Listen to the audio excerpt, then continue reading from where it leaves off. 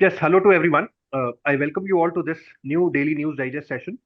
आज 1st of December है and 1st of December को हम 2 दिनों के लिए भी याद करते हैं because today is BSF day and apart from that we also are celebrating the world AIDS day. तो दोनों ही बड़े यूनिक इनिशिएटिव्स हैं। BSF एक हमारी पैरामिलिट्री फोर्स है जो कि पाकिस्तान की और बांग्लादेश की बॉर्डर को मैन करती है। तो मेरे हिसाब से स्टूडेंट्स को इसके बारे में थोड़ा और डिटेल में जानना चाहिए। And AIDS is a major basically disease which the world is suffering from. तो उसके प्रति अवेयरनेस जगाना भी एक इम्पॉर्टेंट इनिशिएटिव है। तो स्टूडेंट्स को एग्जामिनेशन पॉइंट ऑफ व्यू से थोड़ा बहुत इन दो इम्पॉर्टेंट इवेंट्स के बारे में जान लेना चाहिए। Now I am going to start with some articles which I believe are important from your exams perspective. मैंने आज दो आर्टिकल इंडियन एक्सप्रेस से लिए हैं। पहला है cyclone Fengal and this is going to make landfall over Puducherry. And what exactly is this cyclone? ये cyclone होता क्या है? तो फेंगल लिखा है लेकिन इसको सिंस ये सऊदी अरेबिया ने वर्ड दिया है, इसका प्रोनाउंसिएशन है फेंजील। तो उस सेंस में ये हमें ध्यान में रखना है बिकॉज यूपीएससी इस पे भी क्वेश्चन पूछ चुकी है कि किसी साइक्लोन का नॉमेनक्लेचर कैसे किया जाता है। तो this basically is hovering over the Bay of Bengal and it is likely to make a landfall. This already has made a landfall on 30th of November, that is yesterday. Tamil Nadu Puducherry यहाँ पे काफी जबरदस्त बारिश होती दिखाई दे रही है and things might get a little troubling here because the wind speed basically is going to increase to 80 to 90 kilometre per hour. And what exactly is a cyclone? इस आर्टिकल में बड़े अच्छे से सिंप्लीफाई किया है कि ये सब टर्म्स कीवर्ड्स होते क्या है। तो cyclone is a large scale system of air that rotates around the centre of a low pressure area. तो लो प्रेशर एरिया आसपास बनेगा और उसमें एक large scale wind system develop हो जाएगा। It is usually accompanied by violent storms and bad weather as per NDMA, national disaster management authority. अब students को मेरे हिसाब से एनडीएमए के बारे में भी थोड़ा बहुत जान लेना चाहिए as to what is the origin of NDMA, what is its mandate and how does it operate और function. A cyclone is characterized by inward spiraling winds that rotate anti-clockwise. This is factual, इसलिए ये याद रखना है। They rotate anti-clockwise in the northern hemisphere and clockwise in the southern hemisphere.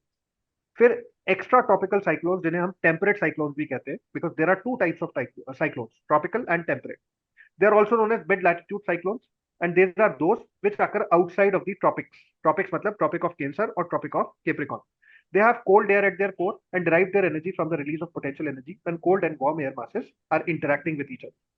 फिर यहाँ पे एक इंटरनेशनल एजेंसी का नाम दिया गया है। This is very similar to IMD for India. US में national oceanic and atmospheric administration है, हमारे केस में वो IMD है, वही सेम रोल IMD प्ले करता है। ट्रॉपिकल साइक्लोन की यहाँ पे डेफिनेशन लिखी हुई है कि these are cyclones which develop in the region between tropic of capricorn and cancer. They are the most devastating storms on earth. तो काफी ज्यादा इंपैक्ट क्रिएट करते हैं tropical cyclone and such cyclones develop when thunderstorm activity starts building close to the center of circulation and the strongest winds and rains are no longer in a band far from the center. इसमें फिर fronts भी develop होते हैं, warm fronts और cold fronts. They usually are associated with temperate cyclones and not tropical ones. Tropical cyclones के अलग अलग नाम होते हैं depending on their location and strength. जैसे करीबियन सीज में इनको हरिकेन बोला जाता है। Gulf of Mexico, north Atlantic ocean, eastern and central north Pacific ocean में भी इनको हरिकेन बोला जाता है। वेस्टर्न नॉर्थ पैसिफिक में इनको टाइफून कहा जाता है। यूपीएससी ने इसी साल एक क्वेश्चन भी पूछा था ट्विस्टर्स के ऊपर। तो twisters also are a form of cyclone. Apart from that Australia जब ये जाते हैं तो विली विली इनका नाम हो जाता है। तो अलग अलग इलाकों में साइक्लोन्स को अलग अलग नाम से जाना जाता है। This also has to be known by the students. ये एक आर्टिकल था आज का। there's one more apart from this which is associated with lighthouse parenting. ये आर्टिकल थोड़ा सा अनकन्वेंशनल है, मैंने इसको जानबूझ के पिकअप किया है बिकॉज मैं एथिक्स, इंटेग्रिटी एंड एप्टीट्यूड का जो पेपर होता है उससे रिलेटेड कंटेंट यहाँ पे देना चाहता हूँ बिकॉज उस पेपर में कई बार हमसे पेरेंटिंग के ऊपर भी क्वेश्चन आ जाते हैं कि the father, the mother and the teacher are considered to be the early knowledge givers, उस तरह के क्वेश्चन। तो इस सेंस में ये लाइट हाउस पेरेंटिंग एक नया शब्द चलन में है and why you should adopt it for your teams. तो पेरेंटिंग कैसे और बेहतर हो जाए उस पर बात की गई। तो इसमें they first of all defined what this is. It is a balanced parenting approach in which children are provided love, support and guidance but while the parent maintains appropriate boundaries. है ना? तो लव, गाइडेंस, सपोर्ट ये सब तो मिलेगा ही, साथ में boundaries भी स्टैब्लिश हो जाएगी। It finds a middle ground between helicopter parenting which is characterised by constant hovering, मतलब एक तरह से बहुत ज्यादा सर्विलेंस करना चिल्ड्रन के ऊपर, and unsolicited support and free range parenting which involves minimal interference. तो हमें बहुत अच्छे टर्म्स मिले जो हम अपने आंसर्स में एक्चुअली यूज कर सकते हैं। हेलीकॉप्टर पेरेंटिंग का मतलब है when you try to basically interfere in the day to day affairs of your children. Unsolicited support and free ranging parenting मतलब बच्चा जैसा करना चाहे करे, we are not going to interfere, और हम बिल्कुल दूर रहेंगे उसके पर्सनल लाइफ से। और उसी में एक मिडिल ग्राउंड है which is called light house parenting, जिसमें ये डिसाइड किया जाता है, डिस्कस किया जाता है कि कितना इंटरफेरेंस जरूरी है और कहाँ पे बाउंड्रीज बीच में क्रिएट कर देनी चाहिए। This method creates a stable safe environment where children can explore grow and build a sense of belonging in this dynamic ever changing world. और फिर इसमें ये लाइट हाउस, इसका जो ओरिजिन है, एटिमोलॉजी कहाँ से आई है, तो this says that a picture picture a lost ship adrift in the ocean wandering without knowing which direction to head towards, है ना, एक शिप है जो एक समुद्र के बीच में घूम गया है कहीं, until it spots a lighthouse guiding it safely to shore. Similarly, lighthouse parents serve as an anchor, as a grounding source, offering reliable support and guidance while encouraging children to navigate life without worry and explore while staying within safe boundaries. है ना, तो जहां पे लगे कि बच्चे फंस गए हैं, वहां पे उनको गाइड करना, मेंटोर करना, लेकिन नॉर्मल कोर्सेज में उनको अपने हिसाब से फैसले करने की आजादी दे। This is lighthouse parenting. It also involve using healthy coping mechanism, discussing uncomfortable topics, and encouraging constructive outlets for emotions like anger. These parents are actively involved in their children's life, fostering understanding and open communication, while simultaneously allowing their kids to question, explore, and learn without fear. So I think ethics में जब आप answers लिखेंगे parenting के ऊपर, अगर कोई question आता है, तो this is one keyword which should be there in your answers. इसकी कुछ स्ट्रैटेजीज जो है उनमें है सेटिंग क्लियर यूल्स। बड़ा अच्छा एग्जांपल इन्होंने दिया है। For example, instead of saying don't use your phone too much, specify the time limits and explain the reasons like preserving mental health और इनहांसिंग फोकस, कि बच्चा इतना टाइम के लिए फोन का इस्तेमाल करेगा बिकॉज उससे उसकी मेंटल हेल्थ कैपेसिटीज बेहतर होंगी, फोकस बढ़ेगा, that is why, and that is a better way of saying कि आप फोन कम चलाओ। Praise effort, not results. Celebrate their hard work and determination rather than not just outcomes. This approach nurtures a growth mindset, helping children adapt to challenges. Right? If you are basically praising a child that you performed really well, doesn't matter what the eventual outcome was. But if the child gave due efforts, and if you are basically praising that particular effort, you are performing lighthouse parenting. That is what it means. Avoiding mixed signals, ensuring parents or caregivers present a united front on essential rules and expectations. Normalize failure. Teach children to view mistakes as opportunities for growth. Right? Failure is a stepping stone to success. Telling the children that only after success. Sharing personal experiences of setbacks and how you overcame them. Demonstrating resilience and problem solving skills. तो I think ये सारे तरीकों से हम बेहतर parenting दे सकते हैं basically अपने चिल्ड्रन को। तो this is about this particular article and I found it very relevant from your ethics perspective. So with this, I would now like to invite Gaurav sir to take this discussion forward. Thank you sir. Sir उस article में एक लिखा हुआ था कि walk the talk parent के लिए लिखा हुआ था। तो अगर पेरेंट ही दिन भर मोबाइल देखता रहेगा तो कैसे बच्चा सीख पाएगा? आजकल वही हो रहा है। बच्चों को तो कहते हैं कि मोबाइल मत देखो, लेकिन पेरेंट खुद ही दिन भर मोबाइल देखते हैं। तो वॉक द टॉक उनको करना पड़ेगा खुद भी। Yes, sir. That's very important. So coming to my article, it's about sickle cell anemia. So government of India is going to establish one stop center for mitigating the menace of sickle cell anemia in Orissa. तो ये उड़ीसा में एक sickle cell anaemia का one stop centre जो है government establish करने जा रही है। अब ये क्यों स्टैब्लिश करने जा रही है, what are reason that only why only Odisha has been chosen for that, तो वो इस आर्टिकल में अच्छे से बताया गया है। Before going to into article, student should know कि सिकल सेल एनीमिया क्या है, एग्जैक्टली एनीमिया क्या होता है। तो anaemia anaemia multitude of diseases है, ठीक है। नॉट जस्ट ये सिकल सेल एनीमिया है, ये एक जेनेटिक डिजीज है, but there are other sorts of anaemia as well. Iron deficiency anaemia हो सकता है, फॉलिक एसिड डेफिशिएंसी एनीमिया हो सकता है। तो इस तरह के, बट ये जो सिकल सेल एनीमिया होता है ये एक जेनेटिक डिजीज है, ठीक है।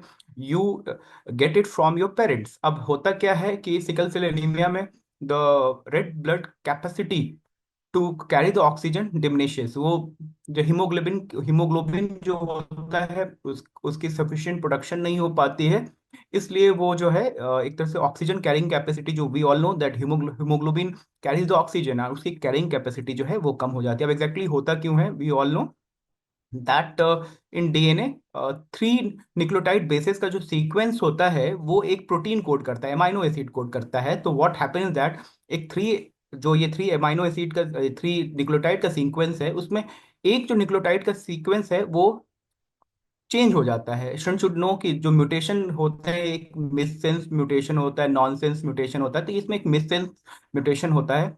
एक जो थाइमीन, एक तरह का जो न्यूक्लियोटाइड है, न्यूक्लियोटाइड बेस है, उसके जगह एडेनिन की जगह थाइमीन आ जाता है। वो एक अलग अमाइनो एसिड फिर कोड करता है। इसलिए इस वजह से जो एक हेमोग्लोबिन का स्ट्रक्चर, जो पूरा स्ट्रक्चर होना चाहिए प्रोटीन का स्ट्रक्चर, वो बन नहीं पाता है। And you we get a faulty haemoglobin which doesn't is able to carry oxygen. तो ये बात हो गई कि ये इसका रीजन क्या है, how this it goes about, and then we inherit this faulty gene from our parent. तो इस तरह से जो वी एज जो आगे की प्रोजनी है उसको सिकल सेल एनीमिया मिलता है। तो इन्हीं सब बातों के लिए इसमें लिखा गया है कि उड़ीसा जो है उसमें जो इंसिडेंस है सिकल सेल एनीमिया का इंडिया में सबसे ज्यादा है। Odisha leads the country in the prevalence of the sickle cell anaemia with, एक फिगर दिया हुआ है, फिगर इंपॉर्टेंट नहीं, around 1 lakh individuals diagnose from, इतने स्क्रीनिंग हुए, इसमें काफी सारे स्क्रीनिंग हुए, translating disease rate of 1.88%। This is significantly higher than the national average जो है सिकल सेल एनीमिया का प्रिवलेंस का, वो 0.3 है, जबकि ओडिशा में हम देखेंगे 1.88 है। The state also top the list of number of carriers with, एक फिगर दिया हुआ है, Indo with representing 7.69 of the population. अब ये जो कैरियर वर्ड है, ये स्टूडेंट को समझना चाहिए कैरियर क्या होता है, बिकॉज ये जो सिकल सेल एनीमिया है ये एक रेसेसिव डिसऑर्डर है। बिकॉज आप, वी ऑल नो, एक जीन होता है, उसके दो कॉपीज होते हैं, एक आप मदर से पाते हैं, एक आप फादर से पाते हैं।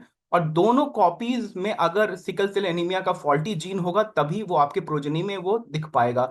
इफ से कि I have inherited a normal gene from my mother but faulty gene from my father, I will behave normally, मैं नॉर्मल रहूंगा, इसको लेकिन कैरियर कहते हैं। और ये जब आगे रिप्रोड्यूस करेंगे, हो सकता है इनकी जो प्रोजनी हो उसमें सिकल सेल एनीमिया पाया जाए। तो कैरियर का डिफिनेशन ये हो जाता है।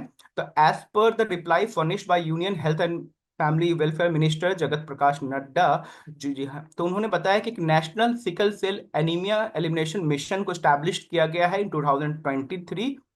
और उन्होंने एक तरह से ट्राइबल डोमिनेटेड एरिया में इन्होंने 17 स्टेट्स को आइडेंटिफाई किया है जहां पे ये मिशन को चलाया जाएगा। अब स्टूडेंट को ये भी जानने की बात है कि जो ट्राइबल्स होते हैं इनमें सिकल सेल एनीमिया का प्रिवेलेंस ज्यादा पाया जाता है। ठीक है।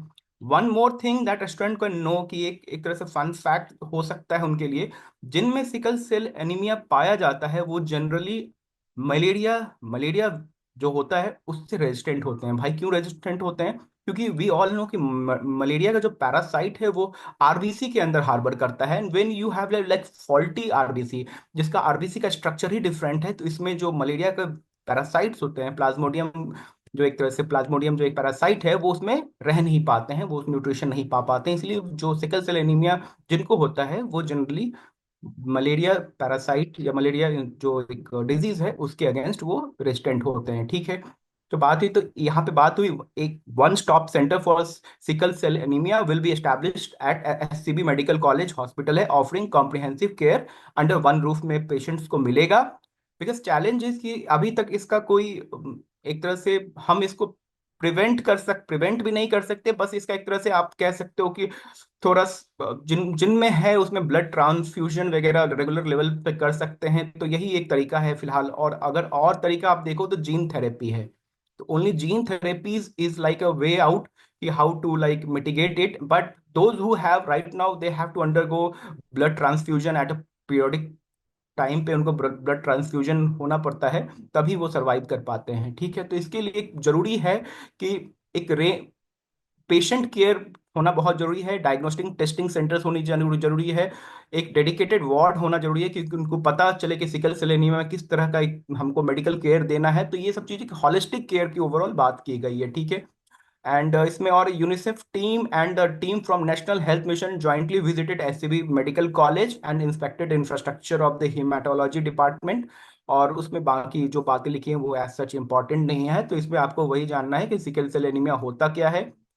इंडिया में उड़ीसा जो है सबसे ज्यादा प्रिवलेंस है, और कैरियर्स में भी और पेशेंट्स में भी। और नेशनल जो ये sickle cell anaemia elimination mission जो है वो 2023 में लॉन्च हुआ। तो इसका मैंडेट क्या है?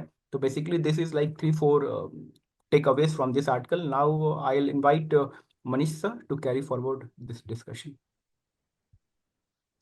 I have one article from the Hindu today. This is a case study about the dummy schools. तो in this is case studies, lots of challenges जो हमारे एजुकेशन सिस्टम्स में है उसको हाईलाइट किया गया है. तो this article is talking about the practice of dummy school which is in practice because of the nexus of the coaching institutes and the schools which are in the periphery of the larger cities, and they are offering students to, if they are not कि अगर आप classes नहीं भी attend कर रहे हो तो आपका अटेंडेंस किया जाएगा. तो यहाँ पे हम कुछ चैलेंजेस जो ये आर्टिकल हाईलाइट करता है उस पर बात करेंगे. तो फर्स्ट ऑफ ऑल इस केस स्टडीज में ये पाया गया कि एक स्टूडेंट था झारखंड का, वो आता है दिल्ली में और उसको एक डमी स्कूल में एडमिशन होता है. And he is not attending the classes, but still उसका रेगुलर कोर्स में मतलब उसका अटेंडेंस किया जा रहा है ना, उसका अटेंडेंस मार्क किया जा रहा है स्कूल के द्वारा.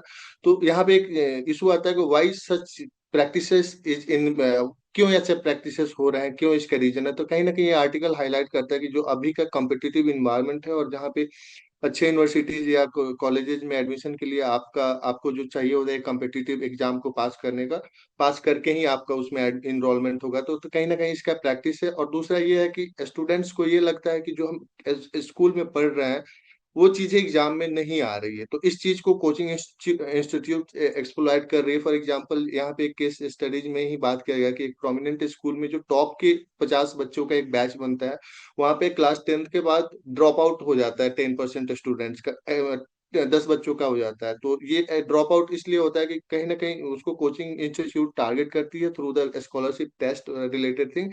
एंड दे प्रॉमिस कि they will offer a more competitive environment for their overall development. उसके साथ ये आर्टिकल फिर इस पार्ट में बात करता है कि what are the why parents are sending their students in such institutes or such dummy classes or dummy schools. तो कब पेरेंट्स का यहाँ पे है कि जो क्वेश्चंस आते हैं कम्पिटिटिव एग्जाम्स में, वहां पे जो स्कूलिंग सिस्टम में पढ़ाया जाता है उसका कोई रिलेशन नहीं है. तो ये रिलेशन नहीं है, तो इसको जब चेक किया गया सीबीएसई के द्वारा, क्योंकि जो ज्यादातर स्कूल्स थे these schools are affiliated with the CBSE, तो दे फाउंड आउट कि students enrollment is there, but there is no such physical class में स्टूडेंट्स के अटेंडेंस बहुत कम है. along with that there are such schools जहाँ पे कि इंफ्रास्ट्रक्चर है ही नहीं कहीं पे भी. तो कहीं ना कहीं ये जो प्रैक्टिस है इट्स डमी स्कूल का और नॉन अटेंडिंग एडमिशन का, ये कॉन्ट्राडिक्ट करता है जो कोर मिशन होता है स्कूलिंग एजुकेशन का, और कॉम्प्रोमाइज करता है स्टूडेंट्स का फंडामेंटल ग्रोथ. तो here we need to understand कि why schooling is very much important. तो as we all know from our days कि स्कूल में हमें सिर्फ एक एजुकेशन ही नहीं, हम ओवरऑल होलिस्टिक डेवलपमेंट की बात करते हैं जहाँ पे इंटेलेक्चुअल डेवलपमेंट के साथ साथ फिजिकल और मेंटल डेवलपमेंट भी होता है बच्चों का. बट अभी क्या हो रहा है, because of such practices the students are getting intellectually developed, but they are not able to face the stress that real world offer to students after completing their degree. For example हम देखते हैं कि students तो IM में IT में admission ले लेते हैं टॉप टॉप कॉलेजेस में, but there is cases of increasing suicide in bright students. तो व्हाट आर द फैक्टर, तो कहीं ना कहीं intellectually they are developed but they are not mentally that much developed to handle the pressure. उसके साथ साथ ये आर्टिकल में हमें ये भी पता है कि इरेगुलरिटी कहाँ, why such practices is happening in our society और इन आवर एजुकेशन सिस्टम. तो कहीं ना कहीं यहाँ पे हमें जो ये पता है कि जो अपने यहाँ जो सिस्टम है, बात करें हम कि जो लॉ है उसको प्रॉपर इम्प्लीमेंट नहीं किया जा रहा है. फॉर एग्जांपल 2024 में एक गाइडलाइंस आया था कोचिंग इंडस्ट्री से रिलेटेड. उसमें ये कहा गया था कि कोई भी जो इंस्टीट्यूट है कोचिंग इंस्टीट्यूट है, they can not enrol the students below 16 years of age. तो कहीं ना कहीं जब बच्चे +2 करते हैं तो उस टाइम पे उनका एज की अगर हम बात करें तो उस 14 ईयर के रेंज में होता है. तो इम्प्लीमेंटेशन का इशू यहाँ पे निकल के आता है कि because of lack of or poor implementation this such thing is happening in the system. along with that कि अगर स्कूलिंग अच्छी नहीं है तभी बच्चे को इंस्टीट्यूट्स में जा रहे हैं, कोचिंग इंस्टीट्यूट्स में जा रहे हैं. यहाँ पे एसर का रिपोर्ट है, मुझके बातें हैं कि जो जो child pupil ratio, teacher pupil ratio होना चाहिए, वहां पे कहीं ना कहीं डिफिशियंसी है. Because of that also students are preparing coaching institute. तो मल्टीपल लेवल पे हमें काम करने की जरूरत है in order to prepare our future generation well. तो इस आर्टिकल को बहुत हॉलिस्टिकली प्रिपेयर किया जा सकता है स्टूडेंट्स के द्वारा। इसका यूज हम पेपर वन सोसाइटी पार्ट में कर सकते हैं, ह्यूमन डेवलपमेंट टॉपिक से इसको हम रिलेट कर सकते हैं, ओवरऑल जहाँ डेमोग्राफिक डिविडेंड्स की बात हो वहां पे हम इसको यूज कर सकते हैं। तो ये बहुत इंटरेस्टिंग केस स्टडीज है and students should prepare this accordingly. तो this is the basic takeaway of this article, and this is all from my side, and with this I would like to conclude today's session. Thank you all.